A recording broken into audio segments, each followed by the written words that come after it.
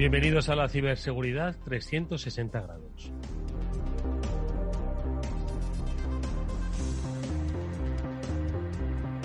Que hoy en nuestro espacio que desarrollamos con la ayuda de CCNCERT, el Centro Criptológico Nacional, va a hablar sobre el ciberespacio, concretamente sobre las operaciones en el ciberespacio y toda su implicación en la estructura de funcionamiento de un país, en el control de la industria, en las cadenas de suministros que, como hemos escuchado en numerosas ocasiones, muchas veces forman parte de ese talón de Aquiles de la seguridad de una red conectada. Bueno, pues hoy, con la ayuda de nuestro especialista invitado, el coronel Francisco Palomo, que es comandante de la Fuerza de Operaciones en el ciberespacio, vamos a saber cómo se trabaja un poco más, cómo se producen estas operaciones. Coronel, bienvenido de nuevo a este programa. Buenas tardes, Francisco Palomo. Buenas tardes, Edu, Mónica y Pablo, y encantado de estar con vosotros de nuevo. Un placer que nos acompañes además en este escenario, en este especial Ciberseguridad 360 grados, a unos pocos días de la celebración de esas jornadas STIC, en las que, por supuesto, va a estar representando las operaciones en el ciberespacio, y en el que, Francisco, sin ánimo de desvelar cuáles van a ser esos comentarios, esos análisis que vais a compartir en las jornadas STIC, sí que nos gustaría, como ya hiciste en su día, pues para todos aquellos que se incorporan nuevamente a esta comunidad de ciberescuchantes, que nos hables del ciberespacio, del concepto, porque quizás mucha gente no lo tiene definido y piensa que su ciberespacio es su móvil, que también, o ciberespacio es el control de la industria de un país, ¿no? Entonces, entender el ciberespacio, ¿cómo debemos entenderlo, Francisco? Bueno, pues yo creo que lo debemos entender de manera global, ¿no? Empezando por quizá lo que se puede ver de una manera más fácil, ¿no? Los sistemas de información, los sistemas de telecomunicaciones, pero además teniendo en cuenta que también estamos hablando de sistemas de control industrial, de infraestructuras críticas y podemos estar hablando desde un teléfono móvil, que seguramente es lo más obvio para todos nosotros, a un sistema que para hacer radiografías o para tomar pulsaciones, y que dentro embebido lleva una serie de sistemas y que también pueden ser atacados. Y cuando hablamos, Paco, de operaciones en el ciberespacio, ¿cómo debemos entender el concepto de operaciones en el ciberespacio? Nos has definido este entorno perfectamente, ¿no? Que va desde lo más pequeño hasta lo más grande, ¿no? La propia infraestructura de un país, ¿no? Industrial. Pero cuando hablamos de operaciones, ¿a qué nos referimos? Entiendo, a la gestión de las mismas y a evitar que se produzcan operaciones en nuestra contra, ¿no? Efectivamente, lo primero que pretendemos es asegurar la libertad de acción, en nuestro caso, con la ciberdefensa en los sistemas y redes del Ministerio de Defensa, obtener información de todos esos posibles actores que podrían o que están intentando atacar nuestros sistemas, y ya, si ese atacante ha conseguido tener éxito, ser capaz de responderle de la manera adecuada. Buenas tardes, Francisco. Un placer tenerte en este Ciberseguridad 360 grados, en el que precisamente estamos intentando desgranar en este espacio y explicar esa importancia, ¿no?, de la ciberseguridad de una forma holística. Por eso lo de los 360 grados. ¿Qué hay que tener en cuenta en este sentido en el ciberespacio? ¿Cuántos elementos hay que tener en cuenta a la hora de proteger y asegurar ese ciberespacio? Bueno, yo creo que tenemos que pensar lo primero, que es la parte física, ¿no? Que todos los dispositivos, toda electrónica de red, luego la lógica que lleva asociada, que al final son esos sistemas operativos y esa configuración que habéis hablado anteriormente y que a veces no se hace de la manera más adecuada. Y luego, por último, nuestra identidad digital, darnos cuenta de que muchas veces cuando montamos un sistema estamos exponiendo a Internet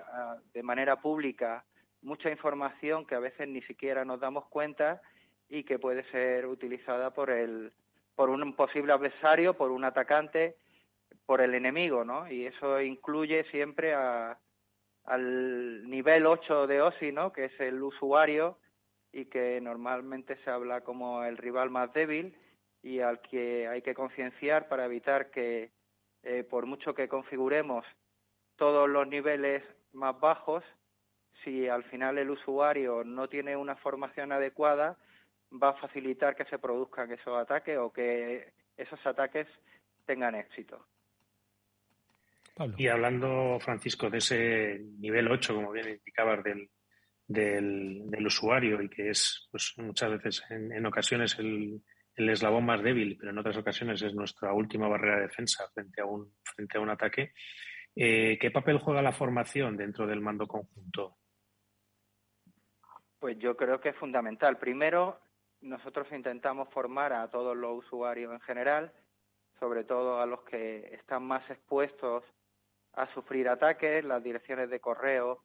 que están pensadas para dar un servicio, delegaciones de defensa, el personal que está en las agregadurías militares y luego, por supuesto, para el personal que se dedica técnicamente a trabajar día a día en la ciberseguridad, en la que esa es su labor, intentar que tenga una formación lo más elevada posible y que sea capaz de detectar cuáles son las últimas tendencias para informar dentro de lo posible al usuario y que él sea capaz de ver cómo el ciberespacio está cambiando, cómo los ataques están evolucionando y que esas nuevas formas de ataque no les sorprendan. Paco, dentro del análisis, ¿no?, que el mando conjunto del ciberespacio desarrolla sobre cómo evolucionan las amenazas, las ciberamenazas, está sin duda alguna el tema de la cadena de suministro. Antes hacías referencia, ¿no?, a otra referencia sobre las configuraciones erróneas, ¿no?, que son las que ponían en jaque un poco precisamente a esas cadenas de suministro para acceder a niveles superiores, ¿no? ¿Crees que este va a ser el gran reto de los próximos meses, años? Es decir, hacer que esa cadena de suministro se securice, porque digamos, la parte visible del iceberg está totalmente securizada, pero la parte de abajo que no se ve todavía sigue teniendo un gap en cuanto a securización importante. ¿Es ahí donde crees que se debe poner el foco, tanto desde el mando conjunto como desde la propia iniciativa de las empresas privadas? Bueno, por supuesto, como habéis comentado antes, el ataque de SolarWinds, ¿no?, es un ataque típico de cadena de suministro y yo creo que le tenemos que dar mucha importancia. Yo también subrayaría la facilidad que podemos, o la debilidad que podemos demostrar, no si nosotros protegemos muy bien nuestra red, pero los proveedores que nos dan cualquier clase de servicio no la protegen de la misma forma, pues a través de ellos nos pueden entrar. Y de hecho nosotros hemos observado en los últimos meses que utilizan un punto intermedio, una empresa que da cualquier tipo de servicio y que muchas son de pequeño y de mediano tamaño, son medianas y pequeñas empresas y normalmente por factores económicos tienen una protección más débil y que entran en ellos y a través de ellos intentan acceder a nosotros. De hecho, los americanos ahora en todo su sistema de compra lo que están haciendo es exigir que a todo el que le vende cualquier tipo de recurso, previamente se le pasa una inspección de seguridad y se le exige una serie de criterios y si no, no van a poder actuar con ellos, no van a poder venderle recursos a pesar de que hayan ganado un contrato. Estábamos comentando precisamente antes la nueva directiva europea en este sentido, la NIS2, que precisamente pone el foco en esta cadena de suministro, ¿no?, en los proveedores, en que las empresas también van a tener la necesidad o van a tener la responsabilidad de verificar que efectivamente toda esa cadena de suministro es segura, pero como sabemos la seguridad 100% no existe y en este caso es mucho más complicado, ¿no? Estamos hablando ya de una cuestión de confianza en esos proveedores más que de poder verificar que efectivamente están cumpliendo con todos los requisitos que se presuponen que deben tener. En este sentido, ¿qué pueden hacer las empresas e instituciones, administración pública, para, estar más seguros en este sentido de que toda su cadena de suministro y sus proveedores no van a generar un agujero de seguridad, Francisco? Bueno, yo creo que por lo menos al final, como tú bien has dicho, la seguridad 100% no existe, pero lo que sí que podemos hacer, si nosotros intentamos cumplir o ser exigentes con la normativa al máximo, pues yo creo que estamos reduciendo el riesgo al mínimo, que es lo que tenemos que intentar todos, ¿no? Que llegue un momento en que el coste sea elevado, tan elevado para el atacante, que elija otro objetivo y nos deje a nosotros, ¿no? Y yo, como ejemplo, pondría el tema del Esquema Nacional de Seguridad, ¿no? Que las administraciones públicas estamos intentando mejorar en el día a día y cumplirlo y adaptarnos a la normativa y en el momento en que detectemos algo, informarlo para que al final los 3 CER de referencia nacionales seamos capaces de reaccionar y apoyar y difundir esa amenaza para intentar evitar que se produzca en una empresa parecida del entorno o de otro similar. Pablo. Y Francisco, uno de los puntos que quizás algunos ciberataques han dejado entrever es esa conexión que hablábamos al principio del programa de lo físico y de lo virtual, y que cada vez, cuanto más se digitalizan las empresas, pues hay que tener mayores niveles de ciberseguridad. En este sentido, ¿cómo se ve o cómo se trabaja para asegurar la seguridad de los controles industriales y de los sistemas industriales que cada vez más están teniendo conectividad y están incorporándose más a este ciberespacio? Bueno, pues la verdad es que yo creo que eso es uno de los grandes retos que tenemos, ¿no? Lo mismo que en la parte de en los sistemas tradicionales de telecomunicaciones e información, aunque hay varios niveles de madurez, pero todo el mundo está trabajando, creo que ahora donde tenemos que entrar, y nosotros estamos intentando en la medida de nuestras posibilidades en los sistemas que tenemos dentro del Ministerio de Defensa. Hay que ver que el Ministerio de Defensa es como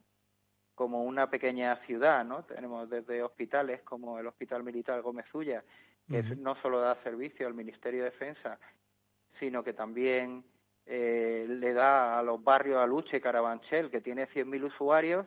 y ahí nos podemos encontrar con sistemas que cuestan varios millones de euros, que no son fáciles de reemplazar y que tienen sistemas operativos igual de hace 20 años, ¿no? Y yo creo que lo que tenemos que trabajar es en establecer una defensa en profundidad y en esos sistemas que, a pesar de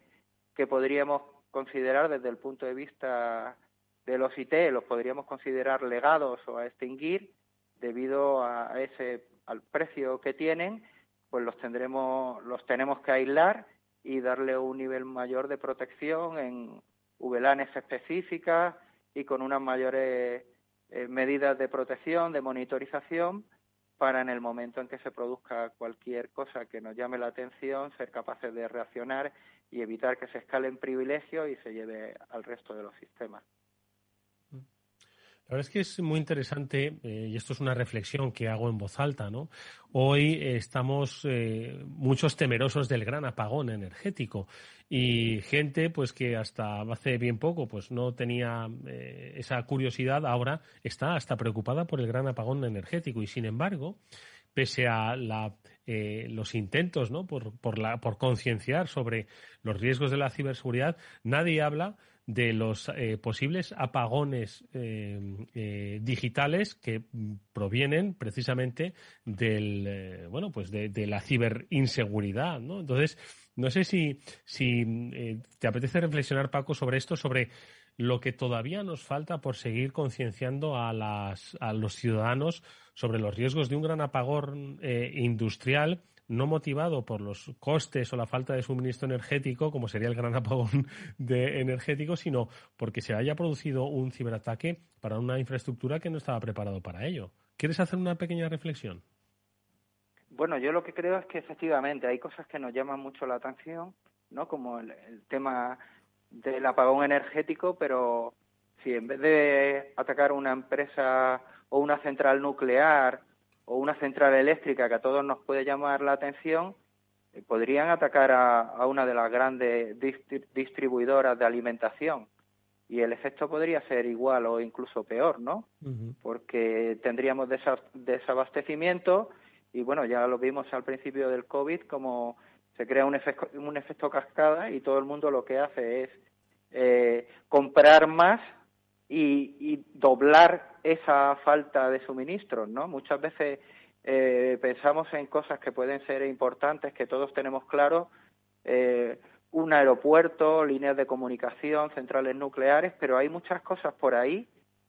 que teóricamente no tienen tanta importancia, pero que al final el efecto puede ser el mismo o muy superior. Hace un par de semanas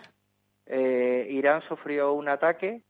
y los iraníes que tienen una tarjeta de descuento para cargar gasolina, les dejó de funcionar la tarjeta, ni siquiera atacaron a las compañías petroleras ni nada de eso, solo con un ataque a la tarjeta, pues eso provocó un problema muy importante en el país. Es decir, que muchas veces, como habéis dicho, hay que verlo de manera holística y no solo pensar en las cosas que son obvias, que creo que todos las tenemos en la cabeza, sino otras cosas que podrían parecer poco importantes, pero si nos quedamos si deja de funcionar la red de semáforos en Madrid, pues eso seguramente va a tener consecuencias, incluso va a haber muertos, ¿no? Tenemos que ver que cosas que parecen no ser fundamentales para nuestra vida sí que lo son también, y hay que protegerlas de la misma manera que las centrales nucleares o que los aeropuertos. Por eso, Paco, me gustaría destacar que en estas próximas jornadas STIC, que comenzarán la próxima semana, pues el Mando Conjunto del Ciberespacio va a desarrollar una serie de ponencias y una de ellas, insisto, no queremos que nos la desveles, queremos que la disfruten en directo los que vayan a participar en las jornadas, se refiere a las ciberarmas como un aviso a la industria española. Yo creo, Pablo, Mónica, que es la primera vez que en el programa oímos hablar del concepto de ciberarmas. Hemos oído hablar de ciberataques, ciberamenazas, ciberinseguridad, pero ciberarmas, Paco, es la primera vez que entra en este programa, este concepto. Bueno, yo creo que tenemos que ser capaces de evolucionar y cuando ya nos han dado tantas veces, tenemos una capacidad en el Ministerio de Defensa, en las Fuerzas Armadas, de responder a un ataque, por supuesto siempre de una manera oportuna, legítima, proporcionada, pero esa respuesta tenemos que ser capaces de estar preparados para ella y eso implica tener una capacidad de ciberarmas. Se pueden comprar en el mercado, pero ya está perdiendo uno la independencia digital y creo que las empresas españolas deben subirse al carro nuestro y apoyarnos, porque además eso significa, creo que una inversión importante en investigación, desarrollo e innovación. Si todos vamos de la mano, todos vamos a llegar más lejos y vamos a permitir que el día que haga falta tengamos nosotros el control y no dependamos de un tercer país. Pablo, ¿qué te parece la reflexión de Paco? Pues me parece muy interesante y, como bien dice, creo que es el momento también de ir sacándolo a la luz pública y a tratarlo sin tapujos, porque muchas veces hablamos de defendernos, hablamos de herramientas de defensa, hablamos de tecnología de defensa, pero Francisco ha apuntado un punto muy importante y es que en la parte ofensiva hay una capacidad de desarrollo generalmente más limitada porque el conocimiento que se requiere es más especializado y además ha dado en un punto muy clave, que es la parte de dependencia. Es decir, si tú no eres capaz de desarrollar esas armas, dependes de las armas de terceros. Entonces, dependes de que te las quieran vender y también dependes de que no te las desactiven en determinados escenarios. Entonces, es un punto, yo creo, una de las charlas que más va a llamar la atención y que yo creo que mucha gente intentaremos estar presentes para ver qué es lo que se comenta y ver cómo se inicia este debate. Mónica, brevemente. Sí, al final el ciberespacio, pues como espacio que es, alguien tiene que dominarlo, ¿no? Y en este caso, el hecho de tener tus propias herramientas hace que nadie te pueda limitar esa libertad de acción y puedes dominar ese ámbito de una forma, pues una posición más ventajosa. Bueno, pues es la confirmación de que son temas muy interesantes los que se van a desarrollar en esas próximas jornadas STIC, que el próximo día 30 de noviembre, 1, 2 y 3 van a tener lugar y de las que daremos, por supuesto, buena cuenta aquí en este Cyber After Work de Capital Radio y que hoy nuestro invitado nos ha adelantado brevemente sin desvelar, porque lo que queremos es que vayáis y lo escucháis y aprendáis, y ha sido muy instructivo conocer cuál es ahora mismo el trabajo que se hace en esa red en esa cadena de suministro que puede afectar tanto empresas privadas como empresas públicas y condicionar pues el espectro industrial de nuestro país. Ha sido el coronel Francisco Palomo, comandante de la Fuerza de Operaciones en el Ciberespacio, del Mando Conjunto del Ciberespacio, al que te agradecemos, Paco, que hayas estado nuevamente con nosotros. Hasta muy pronto, mucha suerte. Muchas gracias y mucha suerte también a vosotros. Nos vemos en unos días en las jornadas del CCM. Ahí estaremos.